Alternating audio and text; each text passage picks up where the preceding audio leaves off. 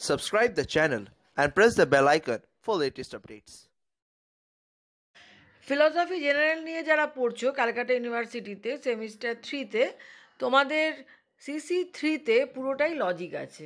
তো আজকে আমি তোমাদেরকে 2021-এর কোশ্চেনটা একটু বুঝিয়েও দেবো এবং তার সাথে বলেও দেবো যে কোন কোন ক্লাসগুলো তোমরা যদি ফলো করো তাহলে তোমরা খুব সহজেই লজিকটা শিখে যেতে পারবে।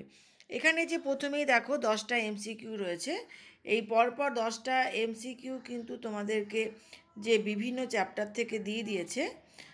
বিভিন্ন চ্যাপ্টার থেকে আমি এগুলোকে পরে আবার আসছি, আমি বলে দিচ্ছি।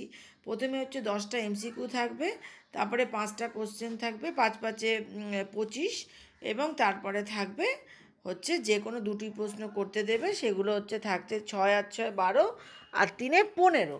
তাহলে এইখান থেকে যে কোশ্চেনগুলো তোমরা করবে, এখানে বড় কোশ্চেন এবং 5 নম্বরের কোশ্চেন এবং শর্ট কোশ্চেন করতে গেলে কোন কোন ভিডিওগুলো তোমাদের দেখা খুব প্রয়োজন সেগুলো কিন্তু তোমরা সমস্ত কিছু তার ডেসক্রিপশানেই সমস্ত কিছু পেয়ে যাবে। তাহলে চলো আজকে আমরা একটু দেখে নিই যে এমসিকিউগুলো কী টাইপের আছে। প্রথমেই দেখো, এখানে তোমাকে নিরপেক্ষ বচন সম্বন্ধে জানতে হবে এবং ব্যাপ্যতা অব্যাপ্যতার যে চ্যাপ্টারটা আছে সেইটা তোমাদেরকে খুব ভালোভাবে জানা দরকার।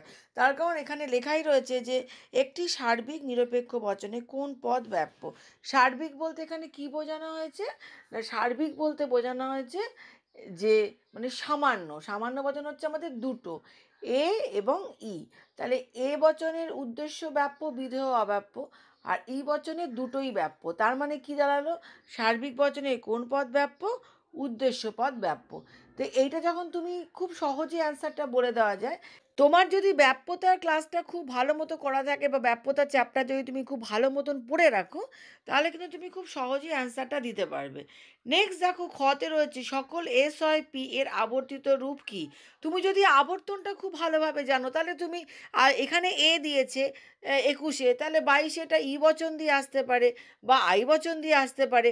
তার মানে তোমাকে আবর্তনটা খুব ভালোভাবে জানতে হবে। তাহলে সকল এস হয় পি এর আবর্তিত রূপ কি, আই। আই মানে দেখো কোনটা হবে এবং কি হয়, উদ্দেশ্য বিধেয় চেঞ্জ হয়। তাহলে কোনো কোনো পি হয় এস, অ্যান্সার হবে তার মানে হচ্ছে আ। তাহলে একটা জিনিস বুঝতে পারছো যে যদি তুমি ব্যাপ্যতা, আবর্তন, বিবর্তন, বাক্য থেকে বচন এগুলো খুব ভালো করে করে যাও, তাহলে যে কোনো শর্ট কোশ্চেন তুমি খুব সহজেই করতে পারবে। আমি কয়েকটা আলোচনা করে দিচ্ছি। নেক্সট রয়েছে গ। দেখো, এটা তো কোনো মুখস্থ করার বিষয় নয় যে তুমি পরপর আমি এমসিকিউগুলো দিয়ে দিলাম, তুমি ঝরঝরে মুখস্থ করে চলে গেলে। তোমাকে এখানে বুঝতে হবে। এখানে গতে কি রয়েছে, কোনো আদর্শ নিরপেক্ষ ন্যায় অনুমানে সাধ্যপদ যদি আশ্রয় বাক্যে ব্যাপ্য না হয়ে সিদ্ধান্তে ব্যাপ্য হয় তবে যে দোষ হয় সেটা কি হয় না, অবৈধ সাধ্য দোষ। দেখো আছে, হ্যাঁ, দীর্ঘইতে রয়েছে অবৈধ সাধ্য দোষ। ঠিক একই রকমভাবে হেতুদোষ আসতে পারে। কীরকম হেতুদোষ আসতে পারে যে বলে দিতে পারে যে কোনো আদর্শ নিরপেক্ষ ন্যায় অনুমানে যদি কোনো পদই ব্যাপ্য না হয় তাহলে কি দোষ হবে, তাহলে হেতুদোষ। যদি বলে পক্ষপদ আশ্রয় বাক্যে ব্যাপ্য না হয় সিদ্ধান্তে ব্যাপ্য হয় তাহলে কি দোষ, তাহলে বলে পক্ষ দোষ। তাহলে এখান থেকে আরও দুটো কোশ্চেন বললাম, যদি এই রিলেটেড কোশ্চেন হয়, এবছর সাধ্য এসছে, পরের বছর হয়তো দেখতে পারলে হেতুদোষ বা পক্ষদোষ আসছে। কাজে খুব ভালো করে শোনো কি বলতে চাইছি। শুধুমাত্র অ্যান্সারগুলো ম্যাডাম কি বলেছেন ওটা দেখে নিলে তাহলে কিন্তু হবে না, লজিক কিন্তু তোমাকে বুঝতে হবে। নেক্সট হচ্ছে শূন্যগর্ভ শ্রেণী কাকে বলে। এটা তো নোটস মুখস্থ অনুযায়ী তুমি করে নেবে যে এখানে যেখানে মানে যেখানে কোনো সদস্য থাকে না তাকে বলা হচ্ছে শূন্যগর্ভ শ্রেণী। নেক্সট রয়েছে যদি এ বচন মিথ্যা হয় তাহলে তার ও বচন কী হবে।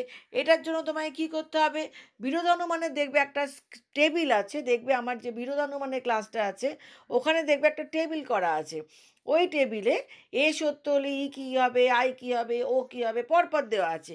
এখানে তোমাকে একটা টাইপ দিয়েছে যে এ যদি মিথ্যা হয় তাহলে ও কী হবে। তুমি ওখানে দেখে নিলে যে এ মিথ্যা হলে ও কী হবে।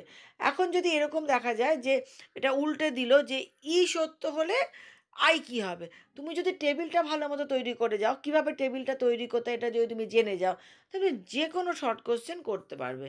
কাজে আমি জাস্ট আলোচনাগুলো করে তোমাদের দেখালাম যে এই ক্লাসগুলো কিন্তু তোমাদের ভীষণভাবে করে নেওয়া দরকার। কিচ্ছু না, বই না পড়লেও হবে। ঠিক যেভাবে বলেছি এইভাবে ক্লাসগুলোকে একটু দেখে নাও যে আবর্তন কার আবর্তন কী হয় এবং আবর্তনে উদ্দেশ্যবিধ উল্টে যায়, ব্যাস এইটুকু মাথায় রাখবে। এরপর আরও অনুমানের কিছু কোশ্চেন রয়েছে সেটা দেখে নেবে। এগুলো আমি বলছি না, তার কারণ হচ্ছে এগুলো তো কোশ্চেন অ্যান্সারের মতো। আমার উদ্দেশ্য হচ্ছে যে লজিকটা যাতে তোমরা ঠিক মতন করতে পারো। এখানে দেখো বলছে বর্গজতে যদি পি মিথ্যা হয় তাহলে পি ইমপ্লাইজ, একটা জিনিস দেখো এখানে সত্যমূল্য কীভাবে বিচার করতে হয়। পি মিথ্যা, পি মিথ্যা মানে হচ্ছে প্রাকল্পিক বচনে পূর্বগ সত্য অনুগ মিথ্যা হলে বচনটি মিথ্যা হবে। তো এখানে পি মিথ্যা, তার মানে পূর্বগ মিথ্যা হয়ে গেছে, তার মানে এটা অটোমেটিক সত্য হবে। এটার জন্য কোনো ক্যালকুলেশন করার কোনো দরকার নেই। যদি বলতো পি সত্য তাহলে তুমি টেনশন করতে যে তাহলে কি হবে। যেহেতু বলেছে পি মিথ্যা, তার মানে অটোমেটিক বচনটা হয়ে যাবে সত্য। একটা স্বতঃসত্য বচনের যৌগিক আকার কী হবে? স্বতঃসত্য বচন সবসময় জানবে পি ভেল নেগেশন পি, মানে এখানে আ। এবার যদি দেখো দেয় যে শত মিথ্যা বচন, তাহলে কী হবে? পি ডট নেগেশন পি, মানে অ যেটা।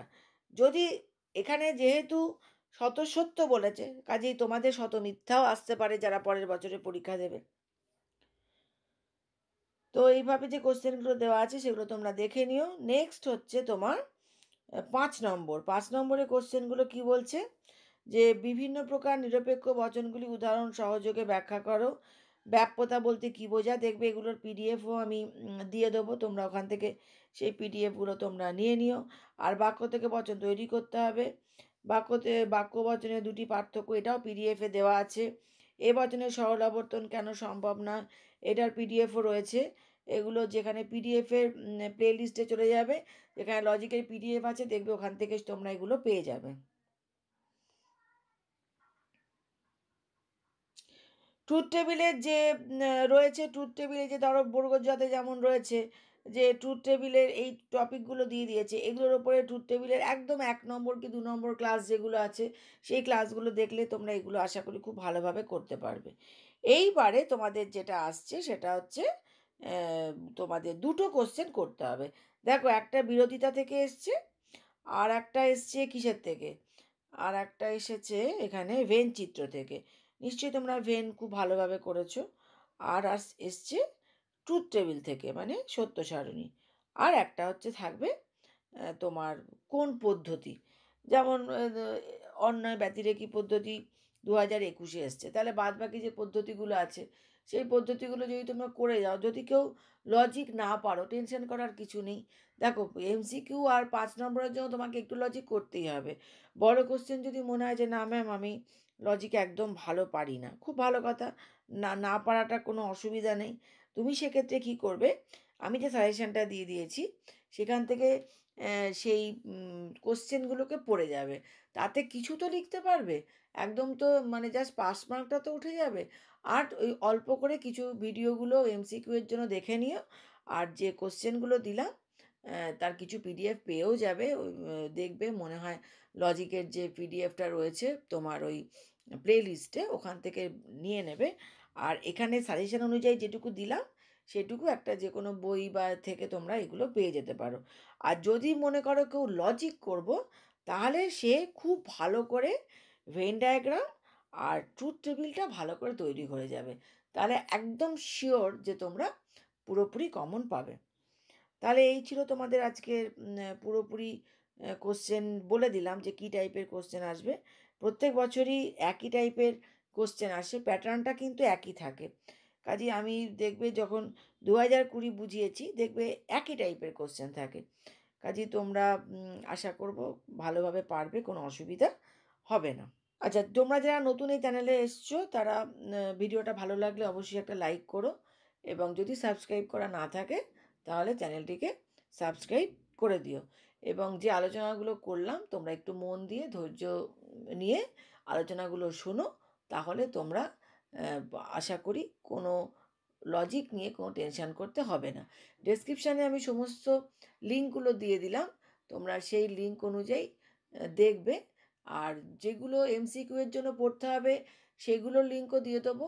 আর যেগুলো বড় কোশ্চেনের জন্য পড়তে হবে সেটার লিঙ্কও আলাদা করে দিয়ে দেবো, সেটা ডেসক্রিপশানে লেখা থাকবে।